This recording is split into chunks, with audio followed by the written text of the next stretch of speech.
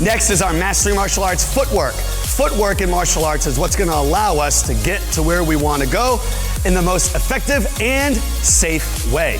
Let's get into our guard stance first. With me. Remember, hands up and knees bent. Our first footwork today is called the switch stance. Everyone say switch stance. It's gonna look like this. Yes, sir. Pretty simple, but we wanna keep our hands up. Let's do it together. Big switch. Good, and now switch your feet. Notice we keep our eyes forward and our hands up. Let's see it. Eyes forward, hands up, body tall. Good work, and switch. And switch. Let's try 10 together.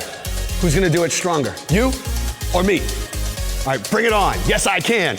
And 1, sir. 2, sir. Keep your hands up. 3, sir. Knees bent. 4, sir. 5, sir. Good switches. 6, sir. A little faster. 7, sir. 8, sir. Level 10. 9, sir. 10, sir. Follow me. Yes, sir. Yes, I can. Awesome job with your switches.